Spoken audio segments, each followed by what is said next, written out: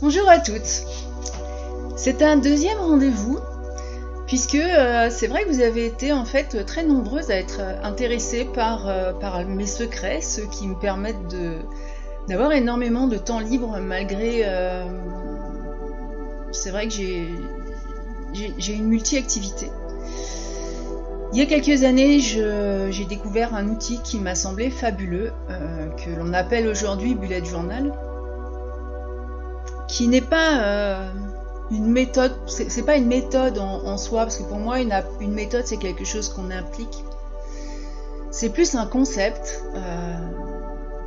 qui va s'adapter à chaque utilisateur. Aujourd'hui, je vais revenir sur son origine pour que vous compreniez à quel point d'ailleurs c'est devenu quelque chose, enfin ça n'a plus grand chose à voir, la folie créative n'a plus rien à voir avec le concept original. Je vais répondre tout de suite en début d'émission à une réflexion que avoir un bullet journal préimprimé, c'était gagner du temps. Bon, alors, non. Un bullet journal préimprimé, c'est ni plus ni moins qu'un agenda. Alors, un agenda, j'en ai un, professionnellement, pour noter mes rendez-vous. Voilà, ça n'a rien à voir avec un bullet journal. On ne peut pas préimprimer un bullet journal. Justement, parce que le concept fait que, comme il va être différent pour chaque personne, c'est très compliqué de pouvoir imaginer quelque chose qui va s'adapter. Puis bon, en général on fait pas quelque chose pour une seule personne. C'est vrai que ce qui est imprimé, les agendas correspondent à une majorité, et c'est vrai que mon agenda professionnel, c'est un agenda. Ou alors maintenant ils appellent tout bullet journal, mais ça n'en reste qu'un agenda avec les heures, et je note mes rendez-vous, et voilà. C'est pas, il n'y a pas plus que ça dedans. Donc non, si on cherche vraiment ce qui est dans le principe du Bugeaud, il ne peut pas être préimprimé. Enfin, ça fera pas. Il fera pas ce pourquoi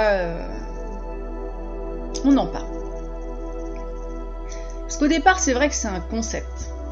Il vient des États-Unis et curieusement, enfin, il a rapidement, oui et non, mais à partir du moment où je pense il est arrivé sur le marché, eh bien, il a rencontré un succès complètement phénoménal, parce que ça a été repris par des blogueuses américaines qui avaient à cette époque, et d'ailleurs elles en ont fait c'est très certainement de là qu'est parti que le concept a été oublié pour quelque chose de beaucoup plus c'est vrai que c'est devenu une façon d'avoir des abonnés sur Instagram. Alors ça, c'est pas forcément c'est pas du tout une bonne façon de gagner du temps, c'est au contraire une façon d'en perdre, et en fait ce qui a mis tant de gloire sur le bullet journal,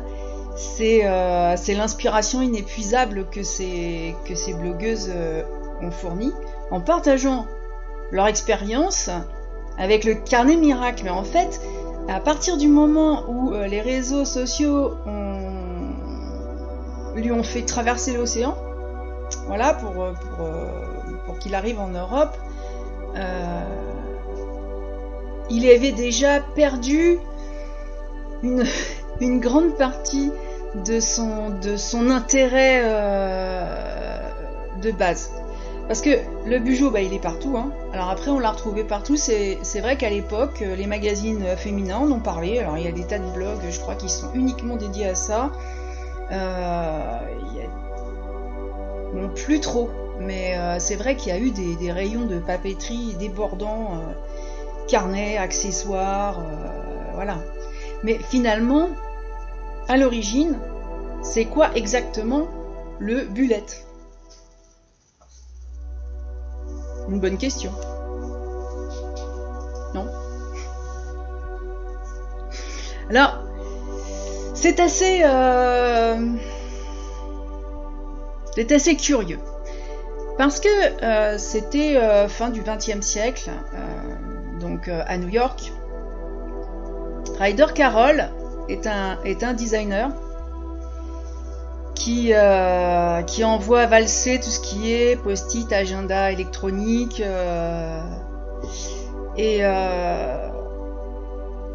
parce que ça ne le met pas à l'abri des oublis, du stress, et il souhaite revenir à l'essentiel, c'est-à-dire avoir un carnet et un stylo. Donc à l'intérieur de ce carnet, il rassemble tout ce dont il a besoin, mais vraiment tout, et en vrac, hein. Planning, notes, tâches, objectifs, listes, projets, envies et tout ce qui peut passer par la tête. On a tous eu un calepin où on met des notes de tout et de n'importe quoi aussi, hein, parce qu'on se dit on va y revenir plus tard.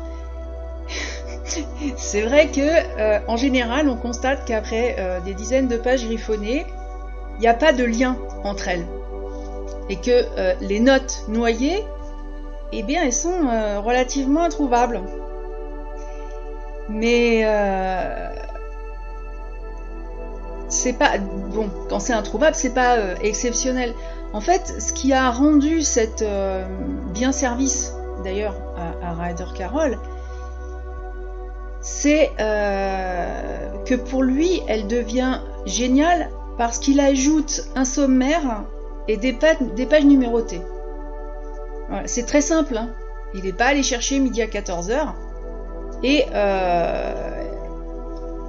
il y a une raison à ça. Et c'est la raison aussi pour laquelle, au départ, je me suis beaucoup intéressée à ce concept.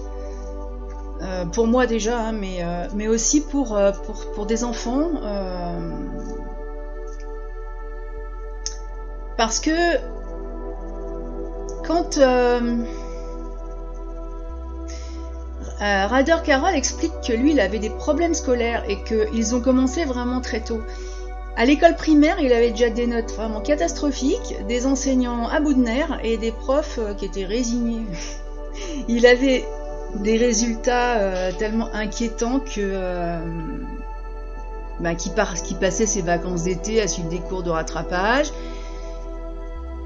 et dans des cabinets de psychologues. Voilà, parce que effectivement, il avait, c'est ce qu'on lui a diagnostiqué. C'est vrai qu'en tant que psychologue moi-même, j'aime pas trop les étiquettes, mais il a été diagnostiqué avec un trouble du déficit de l'attention.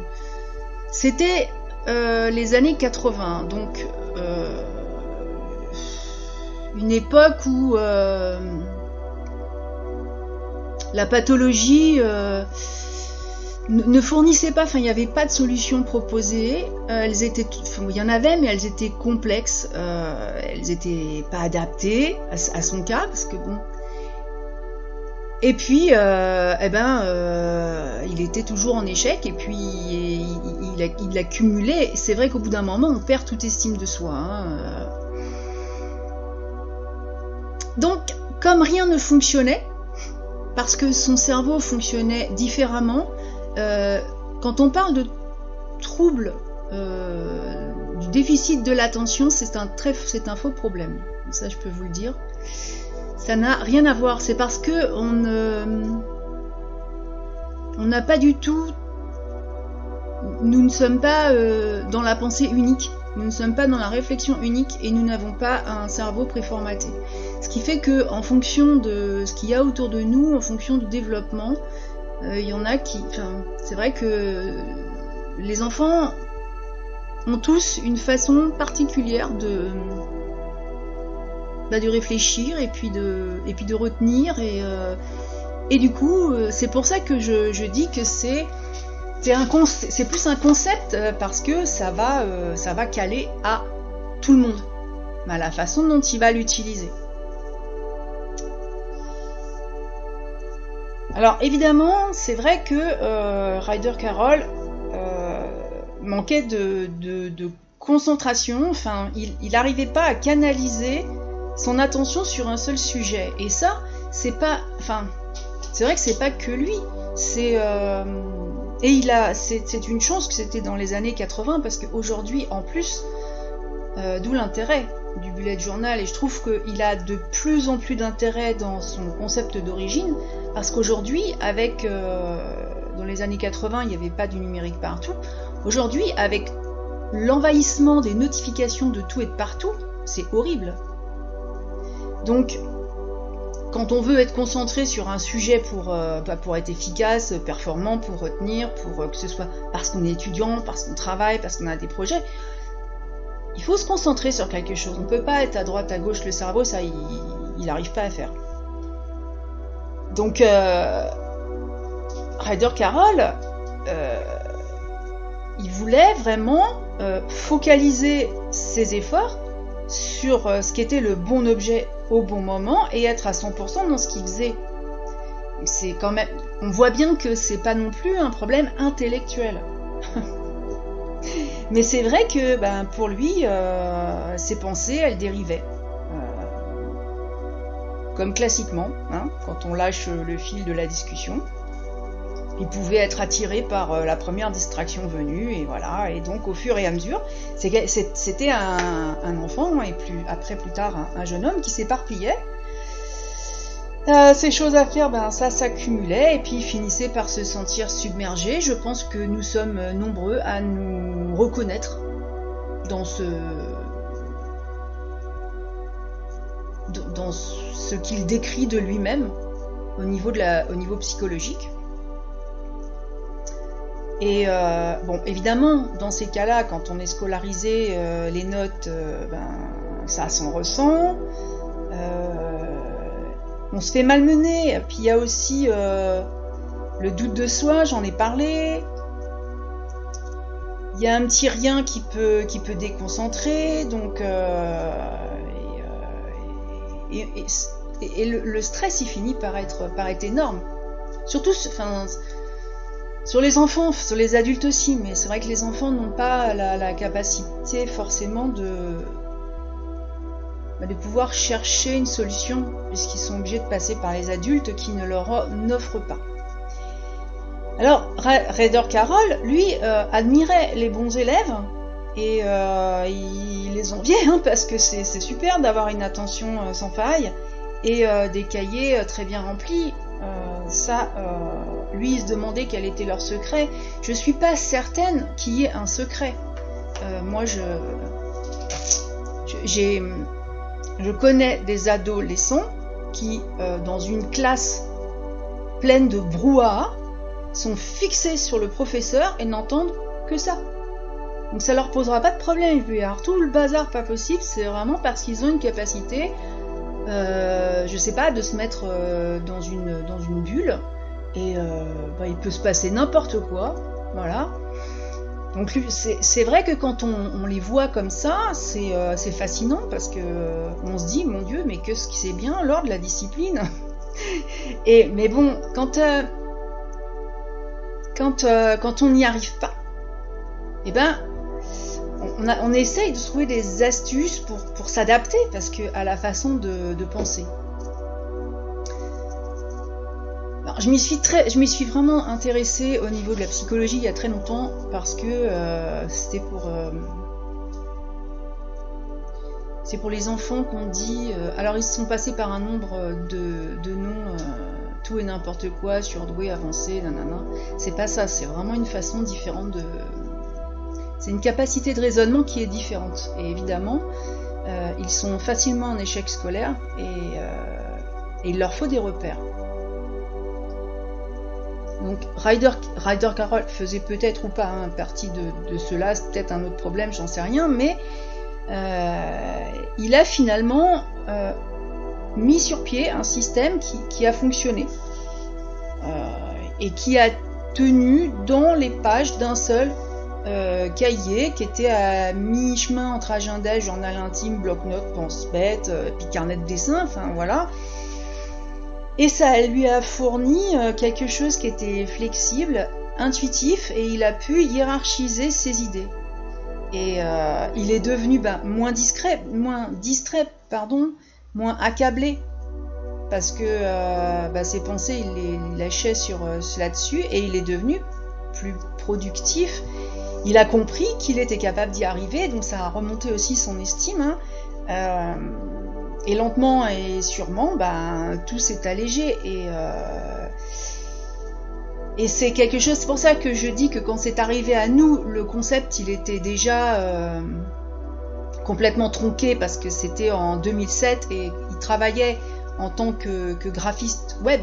Donc il a quand même finalement réussi à faire des études. Donc il travaille en tant que graphiste web pour une marque de mode dont je parlerai pas, mais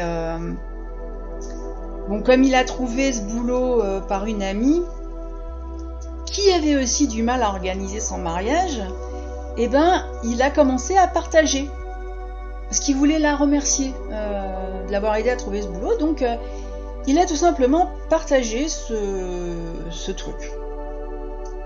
Voilà. Il lui a montré comment il utilisait son carnet, alors qu'il n'y avait pas... Même si on peut en faire un carnet de dessin, parce qu'à un moment on a envie de dessiner et qu'on fait une page de dessin, ça n'a rien à voir avec ce qu'on peut observer aujourd'hui. Où effectivement ça peut être... préparer une page mensuelle avec un thème, c'est pas du tout le but.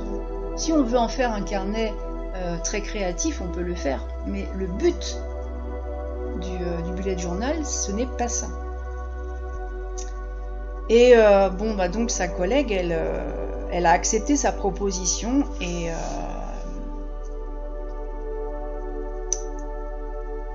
puis finalement, même si ses explications étaient maladroites, parce que c'est vrai que c'est pas facile. Lui, il avait mis des symboles, il avait mis des gabarits, il avait mis des sigles, des listes. J'ai parlé de code couleur, parce que personnellement, c'est ce que j'utilise. J'ai une mémoire visuelle, et du coup, j'utilise plus que des clés, des choses comme ça, je vais utiliser des codes couleurs. C'est pour ça qu'il n'y a pas une méthode, un concept. Le cerveau n'est pas forcément défectueux, mais je crois qu'on lui en demande un petit peu trop aussi. Donc, c'est amusant parce que donc il a présenté et puis finalement après il a été beaucoup interrogé sur ce carnet dont il ne se séparait jamais, parce que tout le monde est venu lui demander une méthode, et il a été content de pouvoir partager, de pouvoir bon, quelque part ça lui a permis aussi de réparer la frustration, je pense, qu'il avait endurée quand il était plus jeune, parce que il avait eu tellement de soucis que... Et aujourd'hui encore, si on veut reprendre... Donc vous voyez que ça peut pas être préimprimé. Si on souhaite reprendre cette organisation, alors c'est lui qui l'a appelé Bullet Journal, mais parce qu'à force de le partager, il lui a donné un nom à son truc, parce que c'était finalement une sorte de petite revanche, utilisation, efficacité, héritage, raison d'être, voilà. Et c'est vrai que quand il a atteint autant de personnes, ça a dû être pour lui un vrai...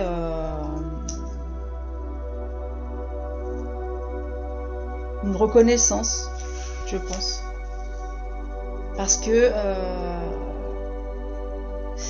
on s'en sert... c'est quelque chose qui peut être aussi thérapeutique. J'ai vu des personnes qui sont... puisque moi, en tant que thérapeute,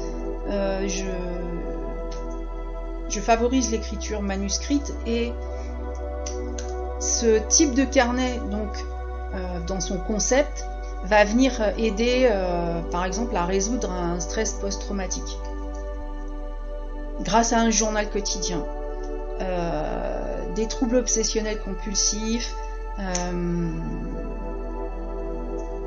donc bon, les déficits de l'attention. On a la méthode Montessori et pourtant personne... je vois pas, c'est rare les enfants finalement qu'on voit avec à qui on donne une méthode justement un concept qui soit adapté, qui devient leur propre méthode, celle qu'ils peuvent s'approprier. Donc c'est l'origine et finalement après, il y a ajouté, lui, parce qu'il a avancé dans sa vie professionnelle, donc il a continué à prendre le concept s'adaptant à sa vie professionnelle. Il a aussi réalisé que écrire à la main, c'est très apaisant. Et c'est vrai, ça c'est aussi démontré que au niveau des troubles obsessionnels compulsifs,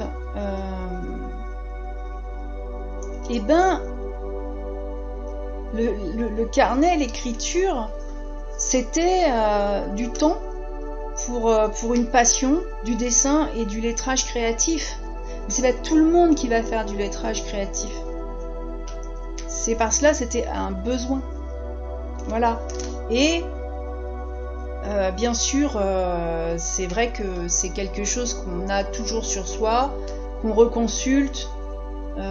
Ça paraît tout bête, hein, mais quand on raye quelque chose qu'on a fait, c'est quand même vachement motivant et ça fait que le nombre de choses à faire chaque jour n'est pas infini.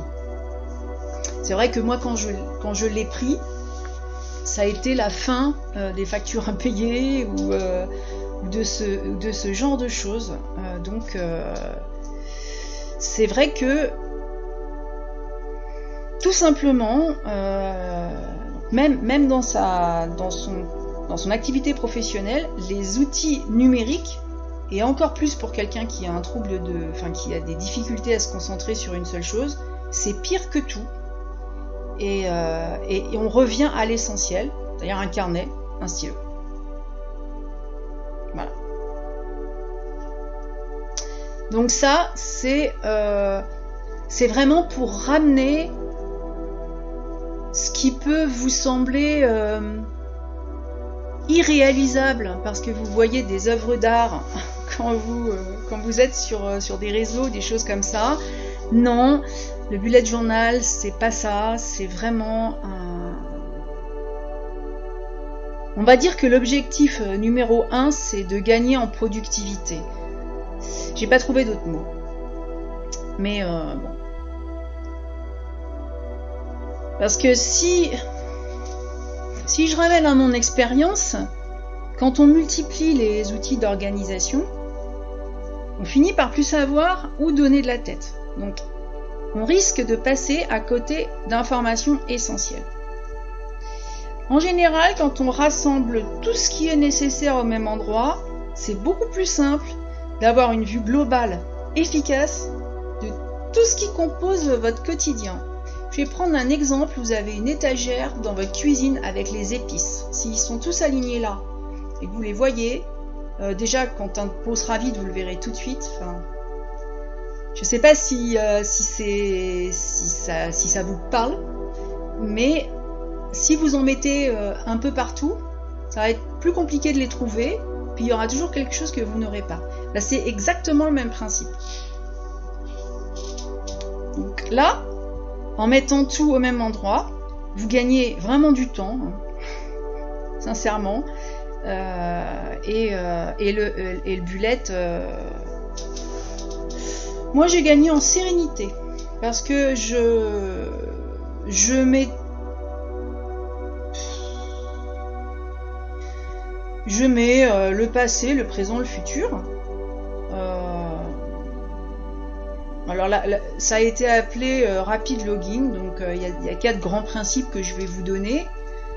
C'est le sujet, donc tout simplement donner un titre clair et précis on va appeler ça des entrées, à chaque entrée que vous créez pour comprendre immédiatement ce qu'est votre objectif. La numérotation des pages, qui est vraiment très importante. Sur un agenda, on s'en fiche que les pages soient pas numérotées.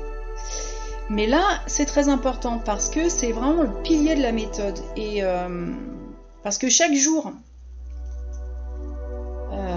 en relevant le numéro de la page de chacune de vos entrées, vous allez le reporter dans l'index, en début de carnet. Donc vous allez tout retrouver parce que vous l'avez inscrit et même si les informations sont dans le désordre, sur des centaines de pages, c'est pas grave, vous allez tout retrouver grâce à cet index. D'ailleurs, j'expliquerai comment optimiser l'index parce que j'ai vu beaucoup qui n'utilisent pas l'index, alors qu'en fin de compte, la numérotation des pages et l'index, c'est la base. On peut se passer du reste. Mais, alors, il y a aussi la méthode de prise de notes raccourcie.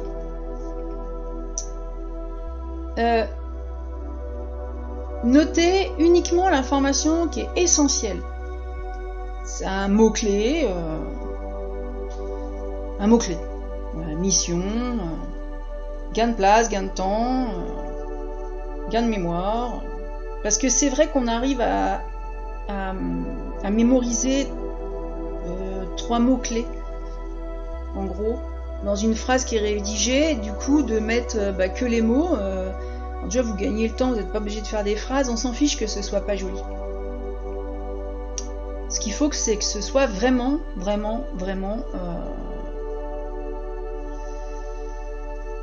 c'est quelque chose qu'on peut reprendre le soir.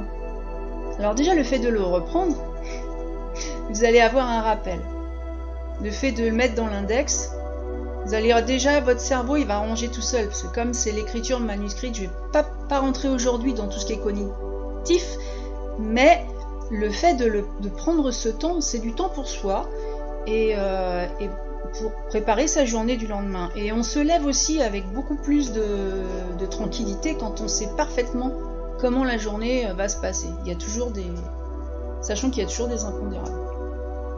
Alors, lui, Raider Carroll, il a appelé donc des puces et des bulettes parce qu'il a fait, devant chaque information, il mettait cette puce pour déterminer s'il s'agissait plus de quelque chose à faire, donc d'une tâche, d'une note, d'un événement, et donc il les a mis avec des signets particuliers. Personnellement, j'ai pas repris ça puisque je mets des codes couleurs. Voilà. J'ai des feutres qui sont toujours. En fait, ce carnet, il est toujours avec moi. Je ne vais nulle part sans. En plus, étant donné que je travaille énormément à l'extérieur et que je travaille en plus surtout pas avec mon téléphone puisque les ondes dérangent les animaux parce que eux les perçoivent de façon beaucoup plus subtile que nous. Enfin, nous, ça nous dérange, mais on ne le perçoit pas de la même manière. Du coup, c'est vraiment des outils que j'utilise pas. Le carnet, je l'ai toujours sur moi. Il est ouvert, on me dit un truc, je mets mes mots-clés et comme j'ai quelques couleurs, il n'y a pas besoin d'en avoir 50. Mais tout de suite, je sais de quoi il s'agit. Rien qu'à par la couleur. Donc après, le soir, je me réorganise pour le lendemain. Il y a juste, effectivement, adapté à ma situation de thérapeute, j'ai des rendez-vous avec des heures à des endroits précis. Ça, c'est quelque chose que je mets dans un agenda. Et donc, Raider Carroll avait écrit que comme ça, il se souvenait du passé, il organisait son présent, il pouvait planifier son futur. Et c'est valable, je crois que c'est super intéressant parce que ça permet... mémoriser le passé, ça permet de ne pas recommencer les mêmes erreurs. Vivre dans l'instant présent, c'est quand même le but, sinon on ne vit pas. Et faire des projets, c'est essentiel, c'est avancer. Il y a un atelier qui est gratuit sur mon autre site qui traite justement de la page blanche. Mais là, vous voyez, dans le bullet journal, on s'encombre de rien, il n'y a pas de... Du coup, comme l'index est là pour tout retrouver en un seul clin d'œil, c'est facultatif de compartimenter le carnet, de trier un planning d'un côté, des listes de l'autre. Non, vous prenez les pages comme elles se présentent, les unes à la suite des autres, et vous pourrez trouver un planning mensuel suivi de 2 listes, d'une recette de cuisine, d'une liste de balises, je sais pas moi, et hop, et puis un planning qui sera hebdomadaire ou quotidien. Et en fin de compte, le fonctionnement, ah oui, le fonctionnement, et je pense que c'est pour ça que ça a été détourné, c'est que ce genre de choses, ça va effrayer ceux qui sont adeptes des supports qui semblent bien organisés. Ceux qui ont, alors probablement d'ailleurs ceux qui ont une mémoire très visuelle. C'est pour ça que moi j'ai revu des choses et que ce sont des codes couleurs. Mais le fait que les pages se suivent ne me dérange pas du tout par contre. Je mettrai des codes couleurs que je rajouterai quand je me réorganise le soir, mais parce que c'est vrai que quand j'étais étudiante, c'est mon cas. Il fallait que mon cours soit structuré pour que j'en retienne la structure justement qui faisait que ma mémoire visuelle enregistrait. Mais j'avais déjà ce fameux code couleur. Parce que j'avais toujours les titres dans une couleur. Donc c'est ce qui m'a permis de faire énormément d'études. Je crois que sinon je me serais très vite paumée dans tout ça. Le principe du bullet journal, après, c'est vrai que je m'y suis fait vraiment très rapidement. Ça, c'était tellement... Je perds pas de temps à faire des mises en page somptueuses, et voilà. Puis après, il y a une autre façon de faire. Si le fait d'avoir des pages qui soient mélangées comme ça vous dérange vraiment à ce point-là, vous pouvez opter à la place d'un cahier pour un petit classeur. Comme ça, à la limite, les pages, vous pouvez les déplacer. Vous pouvez mettre des intercalaires. Vous remettez après vos plannings. Tout bêtement. Bon. Mais c'est toujours le principe, même si à la fin, parce que ça c'est le soir on prend toujours... moi je prends un quart d'heure, hein, parce que je prends mon temps. Et je mets donc... c'est vrai que si j'avais un classeur, je remettrais, je pense, mes plannings dans un côté... Ça m'éviterait d'ailleurs très probablement d'avoir un agenda pour mes rendez-vous à part, parce que je pourrais le mettre dans le classeur. Mais n'empêche que c'est, je le dis et je le répète, c'est vraiment vous qui allez adapter ce concept à votre vie, à votre mode de réflexion, à ce que vous envisagez aussi, hein, parce que bon. Bien sûr, il faut vraiment avoir en tête que l'importance du truc, c'est la numérotation des feuilles et l'index. Donc vous pouvez faire un index global ou un index par section, mais n'empêche que aujourd'hui, je crois, à l'ère du digital, où le trouble de l'attention est démultiplié, parce que justement il y a beaucoup trop de choses qui attirent l'attention, et c'est un système élémentaire, hein. Et il n'y a rien de mieux que la simplicité. Qu'en pensez-vous ? Aimez-vous la simplicité ? Seriez-vous prêt à tenter l'aventure? Je vais vous laisser tranquillement y réfléchir. Regardez un petit peu, vous pouvez parcourir. Moi, comme j'utilise ça depuis vraiment très longtemps, après j'ai remis dans une pochette quelque chose qui rentre très bien dans mon sac et que je peux trimballer partout, un carnet, et c'est vrai que j'ai un petit peu dissocié. Mais ça c'est vraiment à l'emploi et après de multiples essais. Et vraiment pour commencer, pour vraiment être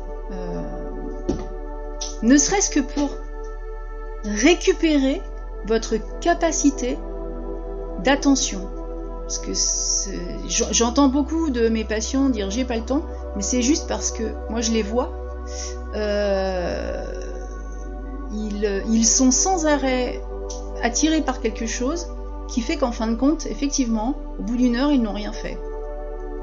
Donc c'est pas forcément ne pas avoir le temps, c'est qu'est-ce qu'on fait du temps qu'on a. Donc pour moi, le fait de commencer avec un simple cahier en numérotant les pages et en index, c'est déjà avoir la volonté de retrouver sa capacité d'attention et de concentration. Voilà. Je vous laisse méditer là-dessus et la semaine prochaine, je vous parlerai un petit peu du matériel. Alors ce sera quand même ciblé parce que ce sera le matériel que moi j'emploie, mais je vous présenterai, j'essaierai de vous présenter quand même du matériel simple et qui peut convenir à tout le monde.